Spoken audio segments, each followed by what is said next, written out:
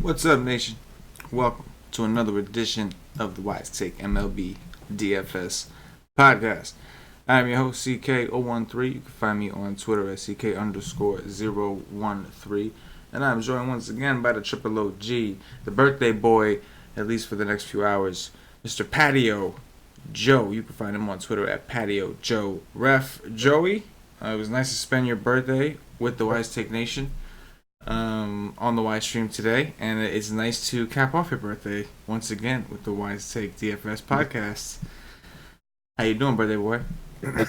I'm doing well. You know, it's we're talking about Friday slate. I'm just sporting my new jersey, present that my mother gave me. It's a Dodgers blue with Cody Bellinger, MVP probably this year. Yeah.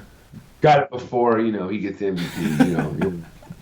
But yeah, I like him, and he's my probably favorite player of the Dodgers. So I'm not a big jersey guy, but I like this color and everything. I figured, why not? I like it. So. I like the blue. The blue, that's a sharp blue.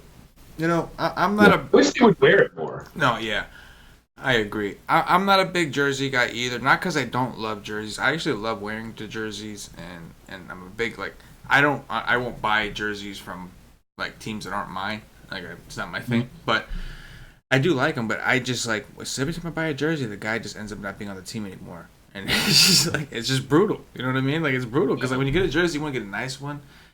See, Cody Bellinger is a safe bet.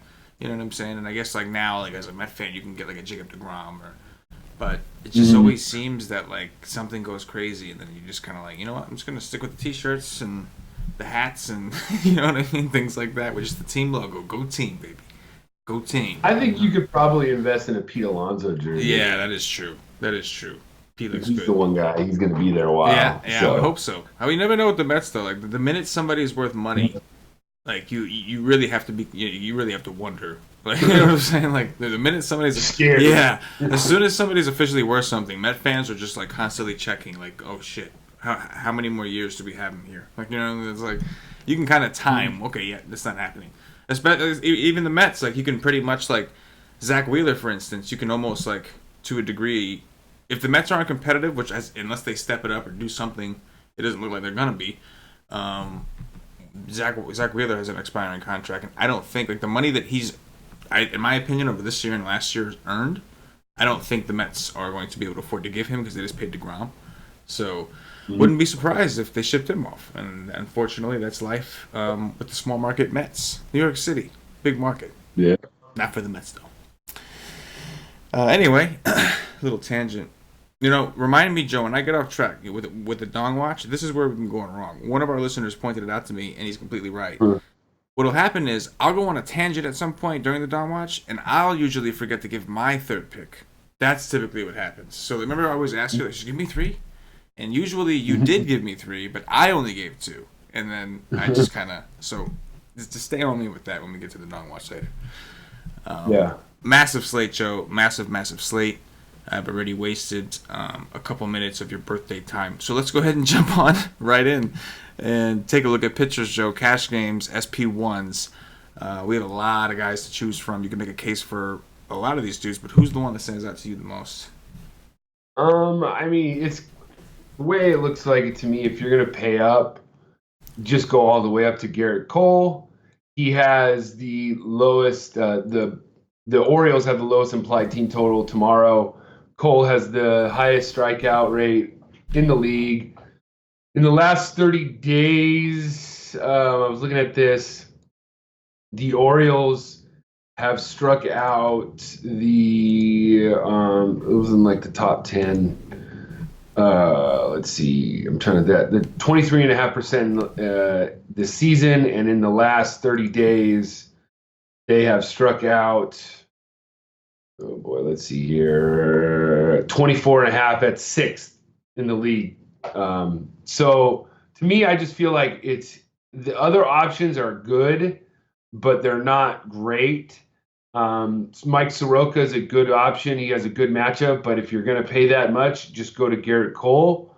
And below him is Clayton Kershaw, where if he was under 10K, I could see it. If you look at his game logs, he's very consistent. He's not going to get blown up, but I just don't think he's going to get you, four or five X that you need. He just hasn't seemed to get that. And then you could also, I guess, look at, I think on DK, it's more of an option is Jacob deGrom than on FanDuel. He's 10-3. I still like deGrom going against the Rockies at home. Those are probably, Cole and deGrom are probably the only guys I'd be looking at up top for SP1s. I think I'm with you, man. I think it's very hard for me to get past deGrom on DraftKings at 9-4. Like, Garrett Cole is 12-2. Jacob deGrom is 9-4. That is a significant separation. So I think, like, Garrett Cole is your... Like, when you look at the list of names and you start at the top, you're like, you see Cole and you're like, oh shit, I'm probably playing Cole. And then you scroll down and then you say deGrom. Like, deGrom? Like, you know what I mean? Like, you just kind of see where he is. And you see, like, Domingo Germán, Lance Lynn, Matt Boyd are all more expensive than him over here. And Andrew Heaney is only $200 cheaper. That dude just came back from injury. So, yeah, it's hard to get off deGrom. deGrom, a guy that's always pitched better at home. He's at home. He's playing the Rockies, a team we like to attack on the road. I know he had like a hip cramp, and I was telling you about it before the show. In the last game he had a hip cramp. He was cruising against Arizona, had a little hip cramp. He didn't want to leave the game. Mickey Callaway did what he does, removed him from the game, made his own little personal executive decision. Long story short, Mets bullpen sucks, so they get destroyed. And Jacob deGrom was apparently pretty pissed. So I'm thinking that as long as the hip cramp is gone, which apparently was nothing, I'd expect him to be like have a little more leeway as far as like if he says I'm staying, I'm staying. So tough to get away from deGrom for sure. SP2s, Joe. SP2's a little bit different. I think that there's some options that you can look at, especially on DK. I'm like, first guy that stands out to me is Brandon Woodruff going against the Pirates. And then other guy I like is Tyler Mahle against the Phillies. Mahle,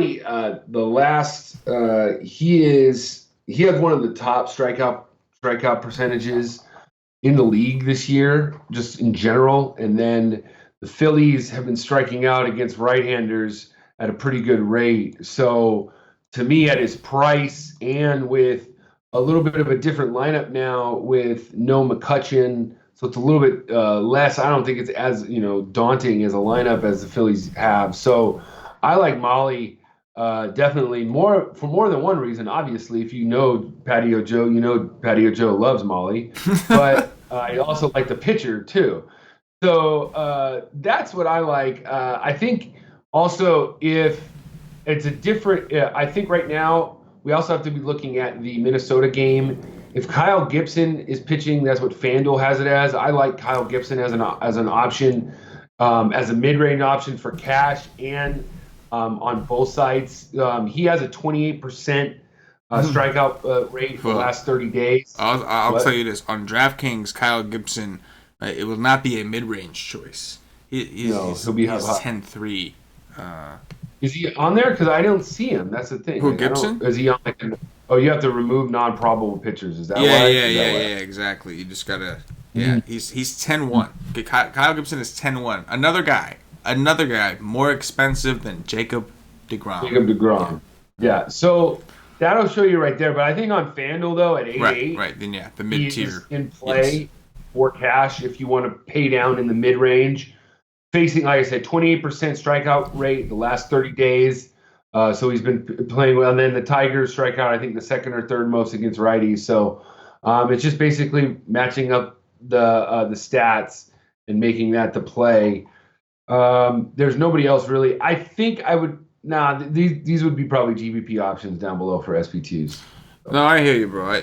On DraftKings, I think Woodruff is a guy that is probably going to inflict a healthy dose of pain on me because they dropped his price. This guy was just 10-1 against Pittsburgh, and he got blown up. He had a terrible outing in Pittsburgh. But they dropped his price to 7-8. This is a drastic drop for one game. He worked so hard to build his price up that high, and he dominated so many teams. And he had one bad outing. And it started off good, and then they just crushed his price. So I would assume he's going to be pretty popular, even though it is the Pirates, even though it is Milwaukee, a smaller ballpark.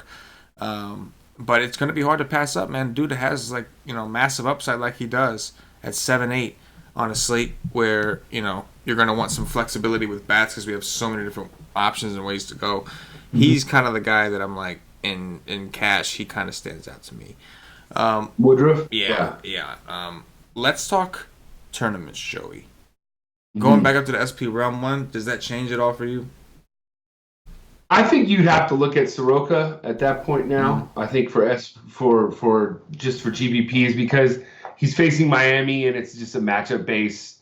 If you want to just pivot off of Cole, I think that'd be good. Matt Boyd going against Twins. Yeah. You know what I mean? Like I'm just not really. The Twins are a hot team, and I just don't like picking on them, even though Boyd is a pretty good pitcher. So I'm not really into that. And then I guess Lance Lynn you could take a look at too. He's been really consistent these days, and I know the A's hit in Texas pretty well. But if you look at Lynn's game logs, he's been pretty good this year. For what he's given us in past years. Basically. He's had 40, 43, 58, 43, 44 those last 5 starts. I mean, he's done it. He's got 6 quality starts out of his last 7 starts. So 10 strikeouts and 11 strikeouts. I mean, he's striking out guys at a good rate. So I could see him as a decent GPP option also up top. I think for it's still hard for me to get up to DeGrom. You know what I mean? Like I'm still looking around, like maybe I'll go here, but why would I do that when I can just play DeGrom here? It's like, or maybe I'll come down here. It's like, why would I do that when I can just play DeGrom right up here? I think maybe just the ownership level. Won't you think people will be seeing what you're seeing too? Absolutely, he's going to be extremely popular tomorrow. There's no doubt. But it's just a juicy spot, man. Like it is, and like it's such a big slate that like you'll be able to get different elsewhere. It's not like, you know what I'm saying? Like the only worry is like, does he have like the bad juju type of chalk? You know how like there's some chalk that's just got bad juju and crazy things happen, and that could happen here. But at the same time, I do think that because there are so many different pitchers, like we'll have to see what happens on DraftKings, But yeah, I would assume he's going to be extremely popular on DK, no doubt. It's still hard for me to get off him. SP2s, Joe, talk to me about some cheaper guys for tournament options. Stand out. Yeah, I think tournament options. I'm looking at guys like Merrill Kelly at 8.4. He's a little expensive, I think. Just because on DK you just go to Woodruff. I like him better, but he's facing the Blue Jays, so he's got a decent matchup. Another guy I think we should look at is Jose Arena. His game logs are pretty good too. I mean, pretty solid. He's pitched pretty well. He's got Padres, Washington, Detroit, his last 3 matchups. Got 3 straight wins. He's pitched pretty well. So I think that's another option you'd have to be looking at. And then there's another guy I know that he never seems to really get blown up. I always take a stab at him a lot of times as Brian Anderson. He never really, like I said, he never really gets blown up. Texas doesn't hit lefties as well as they hit righties, so that's another deep option I would think going all the way down. I like Urena. I think would probably be the best pivot off of those other guys, and then Molly too. I think would be if you're in on Woodruff for cash, then Molly would be a definite good pivot in GBPs. Man, that list is bleak, bro. The guys that you just named are guys that are all just like, ugh. You know what I mean? Like scary stuff. The good news is that Jacob deGrom is there. So, like, let's talk about Kelly for a second. I know you're talking about him on DraftKings. He's priced up to 8.4. He's never been more than I don't think 6 something.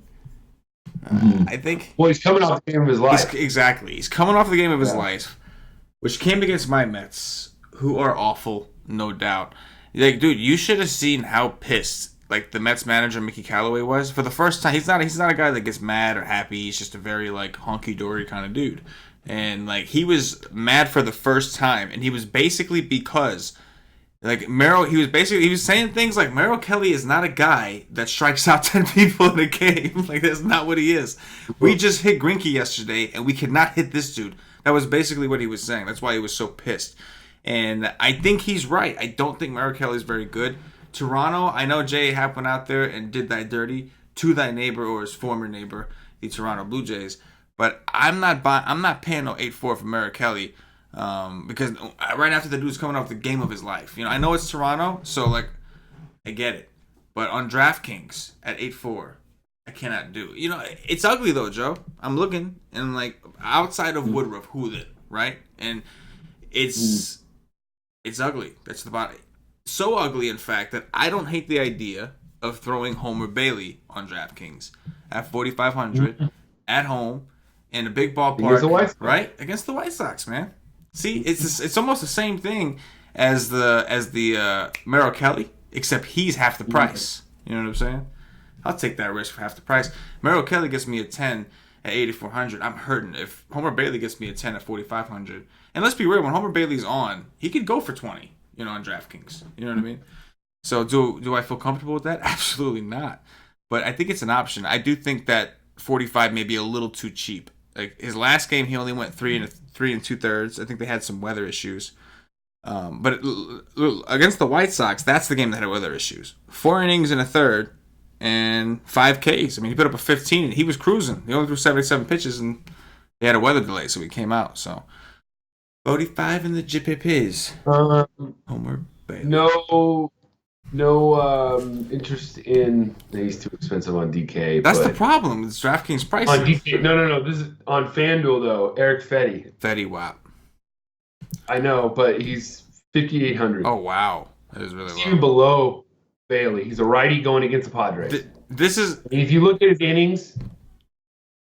Okay, let me ask you this: if he gives you what he gave you against Miami, 5 innings, 4 strikeouts, he gives you a 33 and a win at 5,800. Would you take that? Here's my thing on 5,800. Maybe you don't need maybe you don't need what I'm about to say, but to me on FanDuel, the quality start is so important, and like that's my biggest problem with Fetty. He has not thrown more than 85 pitches, even in that game against Miami where he pitched really well. They pulled him at 83 pitches and he was cruising. Yeah. And that quality start, it's crucial, man. Like, it's hard enough to get a win these days. You know what I'm saying? So I'm a little nervous. I'm with it. I'd be a little nervous. With it. I understand. Yeah. Drop the sevens on him. Let's talk about some bats, Joe. Stacks specifically, or just offenses in general, I guess. But it's a massive slate, as we mentioned. We have Arlington. We've got the Red Sox going up against Yoni Chirinos. There's a lot of teams on the slate. We got a bullpen game basically from the Orioles. I say that because Gabriel Noah doesn't really pitch deep against Houston. So, any of these offenses stand out to you more than others? I mean, the Brewers 5.8 run total, implied run total against Rookie Davis tomorrow. I think everybody's waiting for the Brewers to just break out again. Like, what's going on with them? I think lately, that's the thing. They've been kind of cold, but I like them at first look going up against this no name. I think also to look at the Rays against Rick Porcello. I'll take righties against the Rays all the time. They crush righties, so Meadows, Pham, Choi, Lau. I like that. Let's see. Those are the two right off the bat that kind of stick out. Besides the other like kind of obvious plays. The other team I kind of like is your boys in the Mets against Senzatella. I think they'll be low owned. They're 4.5 run in total. I think that they play better at home, and Senzatella we know can get blown up. And I don't know. I kind of, when I looked at it first, I'm like, I could see the Mets doing some damage tomorrow. What do you think? Yeah, I mean, it's a possibility. It would take me a lot of research of like looking at other situations and realizing I don't like any of them for me to land on the Mets. Senzatella does get a lot of ground balls. And just looking at this roster, like they're just they're a team that's a lot easier to mini stack than full stack. You know what I'm saying? Like, yeah, Pete Alonso's got great power, and then you got meanwhile, like guys like Dom Smith who have actually been playing well. I feel weird even saying that, but he's been playing well, and they can't find the guy playing time because he plays Pete Alonso's position. So it's like sometimes it can be hard to stack them, but I don't. I'm not opposed to the idea. The Royals have one of the worst bullpens in the game. Senzatella does not strike people out, so the Mets will put the ball in play. So I don't mind it. Though I would have to like rule out a lot of other offenses first. I do think the Twin situation is interesting against Boyd. Just from a tournament perspective, and I know we're not exactly starting off optimally with our conversations, but just in general, I'm always interested in the Twins when they get a good pitcher. Like today, even with Bauer, I had them listed in the article under the leverage portion with them or the Padres, although I think I highlighted the Padres over them. It's just they're always interesting in that situation because they hit so many home runs and they're so hot, such a beast of an offense. And when they see a good pitcher, people are reluctant to take them. Like tonight, even so many people played Bauer that nobody really played the Twins. And while the stack didn't necessarily go off, Max Kepler, you most likely would have rostered if you were stacking the Twins, hit 3 home runs. So that would have kind of made your night. But what are your thoughts here? Matt Boyd is a strikeout guy, but he's also a big time fly ball guy. He gives up hard contact. He just gets a lot of swings and misses. It's Detroit, a park that favors right-handed power. What's your interest level there? Well, the Twins have the highest WOBA, I think, against lefties too, if I'm not mistaken. They've been smashing. So I think that. Yeah, I think it's one of those options where the thing is I don't think that nobody's going to play Boyd, but I might not be good enough to really stack against them either. So I don't know. Like I think that you'll get the Twins really, really low owned. I think that we should kind of look at what chalky pitcher do we think has a chance to get blown up tomorrow? You know what I'm saying? That's like where the money is sometimes made. You know what I'm saying? Like, yeah, no, I know. Could we see these Marlins give Soroka some problems because they have been sort of hot lately? They've been hot. Yeah.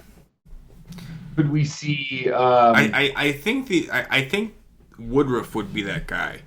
Woodruff would be the one that you want it to be, because Jacob deGrom will be popular, but so will Woodruff. There's going to be some people that are going to use him and then pivot him with a bunch of spend ups, because you can play Woodruff with any of those guys and it'll make things a little bit easier. So maybe the Pirates did just eventually get to Woodruff. Now they have a better park. I don't think people are going to back down from Woodruff because he had one bad start.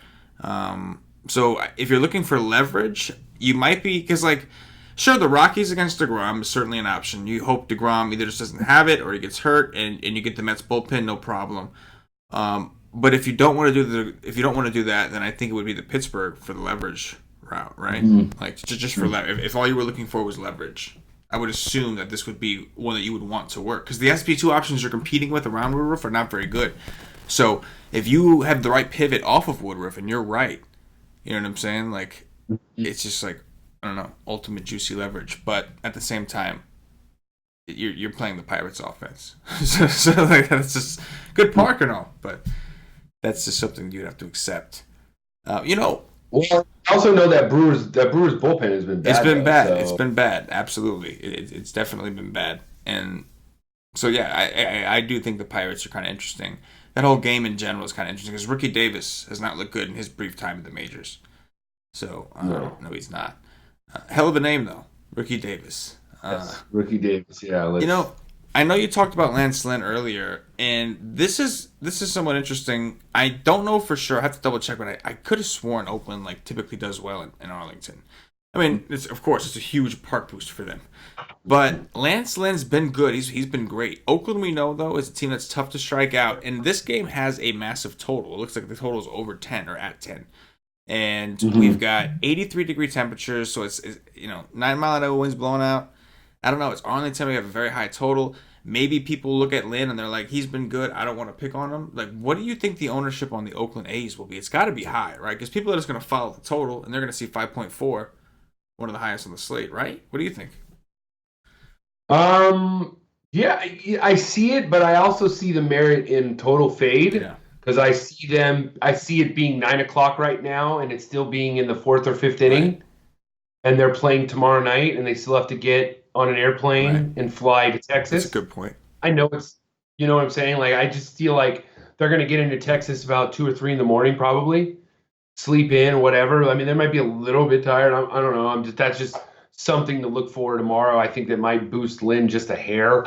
And if you were looking for a reason to fade the A's, I could totally see that. I mean, if you look at right now, all the guys in the career against Lance Lynn, only one guy has a home run, and that's Matt Chapman. Mm-hmm. So there's not really very good BVP against these guys. So I think there's merit into fading the A's tomorrow. 100%. I got an offense that I think you're gonna like, Joey.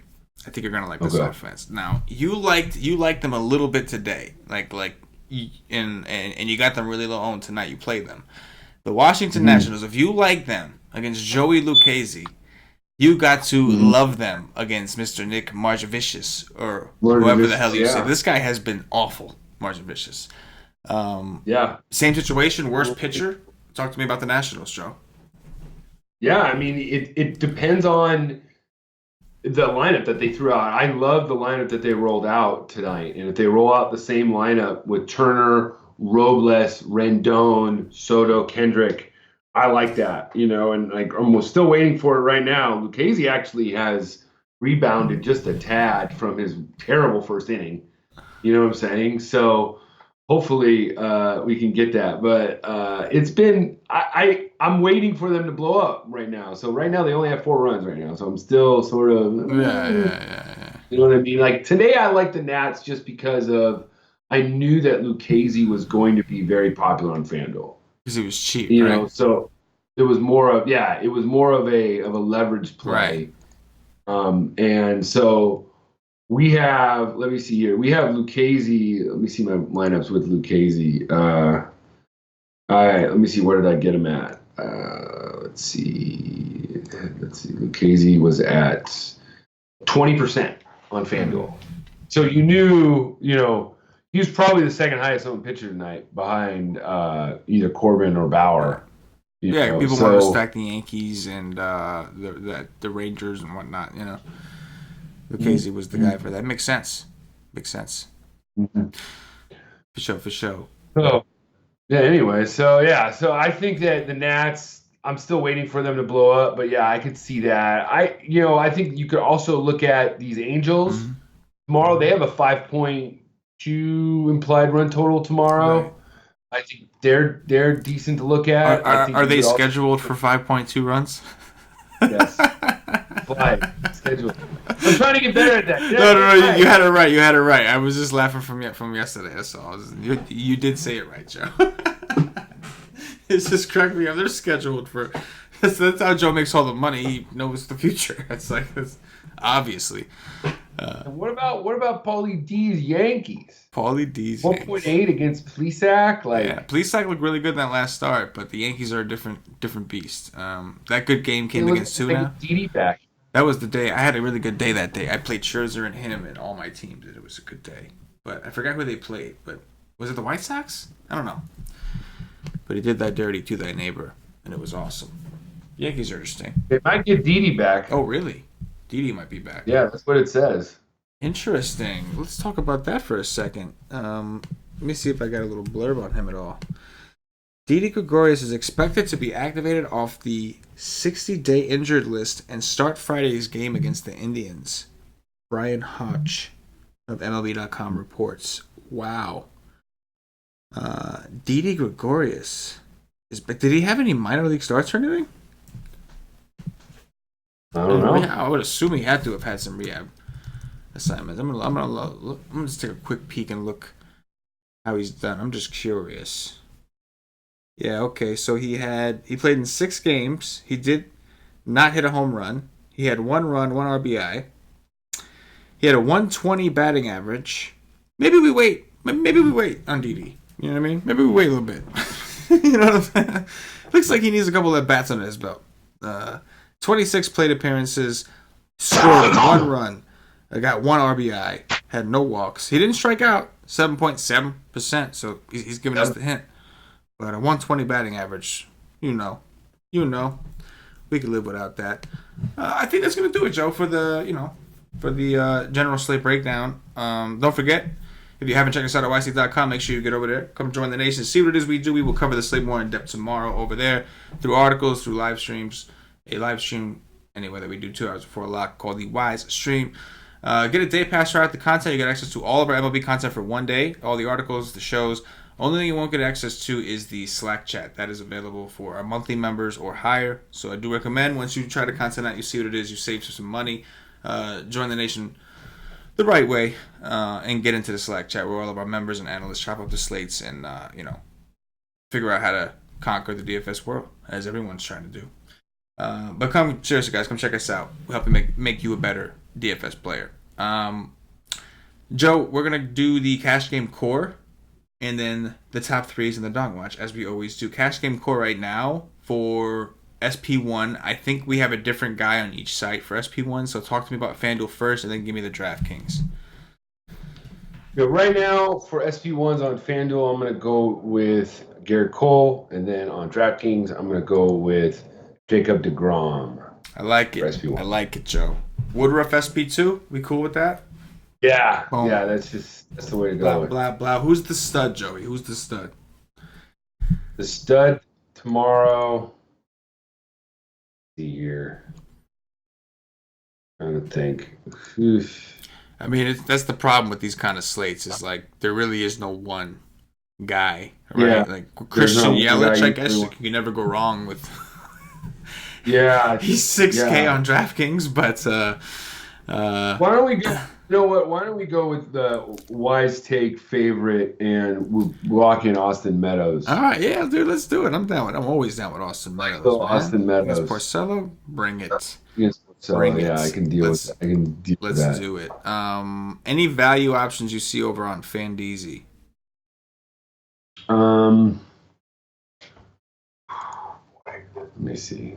Drop-ins, 11s on them. I gotta look at the lineups tomorrow. Yeah, Chris Taylor leading off for the Dodgers at 2,300. Oh, you like that? Yeah. You like that, Joe? You like that? Sure. Assuming that he's leading off, yeah, I like that. You like that? Oh yeah, you do. I'll stick with Chris Taylor, assuming I see in the projected lineup he is leading off. He's only 3,400, second base eligible. I think we can go there for now. I think there's a couple guys to keep an eye on, like Rowdy Tellez is only 3,200 on DraftKings. There's a couple different guys, but I'm gonna rock with you for now on what's his name? Chris Taylor. I looked at your jersey and it reminded me. I saw the Dodger blue. I was like, Dodgers. Okay. Top three pitchers. Top three pitchers tomorrow. Let's go with Garrett Cole, number 1. Number 2, I'm going to go with Mr. Jacob deGrom. And number 3, if he's pitching, Kyle Gibson. Boom. I'm going to go with Jacob deGrom, number 1, Garrett Cole, number 2, and Homer Bailey, number 3. Top 3 stacks. Top 3 stacks on the night. We're going to go with number 1 is going to be boy, there's so many to go with. I like the Rays. Number 1. Number 2 is going to be the Astros. And number 3 is going to be the Brewers. The Brew Crew. I'm going to go with Minnesota Twins, number 1. There's some contrarianism in your life. We're going to go with the Oakland Athletics, number 2. Get a little bit of that chalk in your life. And let's go with the Pittsburgh Pirates. Get a little bit of leverage in your life. That was 3. Dong Watch. Dong Watch.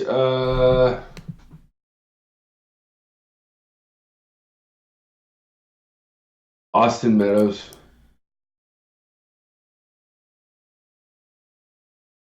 Definitely. Who are you going with? My bad. I was reading stuff on the YouTube chat. About your chest hair or something like that. Yeah, they want me to land my chips. Right? Only, I think that's a thing, Joe. I'm pretty sure you can ask for money. Like you can like ask for tips if you're gonna remove Yeah, pieces of clothing. I'm pretty sure that's a that's thing. fine. There.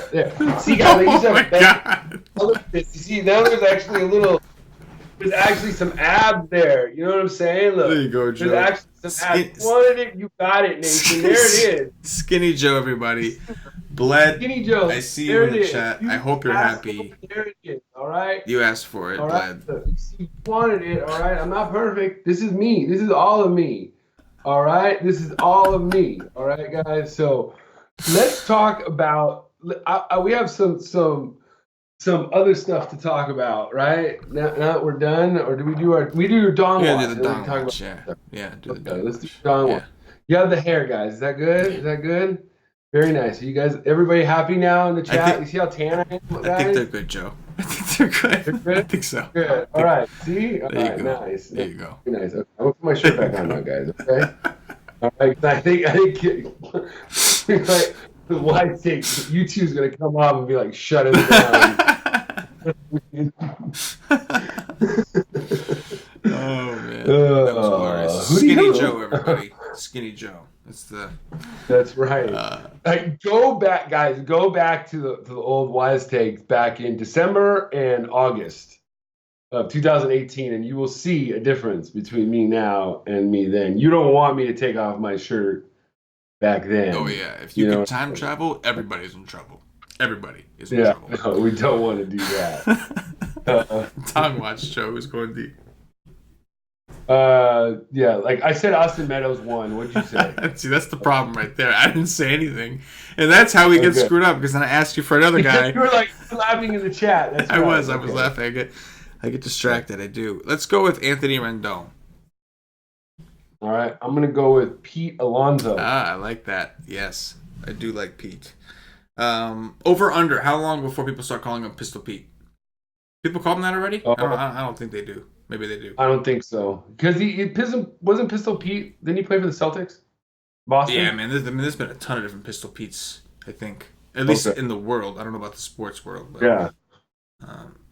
Is it your turn? Pete Alonso. So my turn. It is now Yeah. Nelson Cruz, who's 3,700, by the way. All right. And then I'm going to go with... boy. I'm gonna just stick with my Eduardo Escobar. I like it. I'm gonna go with Chris Davis, and I know that is 3 because I've been counting, Nation. I've been counting this whole time. Real quick, Joe. Before I let you get out of here and we say the closing, I did want to get your thoughts on the news that Dallas Keuchel has signed with the Atlanta Braves. Apparently, there was a little bit of a bidding war between a few teams. I think the Yankees were one of them. I know Yankees were one of the ones that got outbid. But the beard stays, Joe. The beard stays. Keuchel will not be going to the Yankees. He will sign a 1-year deal with the Atlanta Braves. I believe it's worth $13 million. Give me your thoughts, man. I thought that was a pretty like obvious move. I don't know why. Why do you think it took so long for teams to sign him? Well, because he wanted a 3-year deal, or he wanted a multi-year deal, and I think most teams only wanted to give him a 1-year deal. Mm-hmm. So I think because he got that, and then what happened is he waited for Kimbrel, and once Kimbrel got the multi-year deal, then he was like, "There's no way I'm not going to get a multi-year deal." And then once the Braves ended up, I think, how much was it? How many years was it? It was just 1 year, $13 million. Oh, really? 1 year, $13 million. That's million. crazy because that's what they said. It was a multi-year deal. So I don't know. I think maybe because he just a better chance to win. I don't know. Maybe he likes the South. He's from the South. He pitched at Arkansas. So, I think that he's definite. I think maybe he thinks that the Braves have a better chance to, I don't know, get in the World Series. Yeah.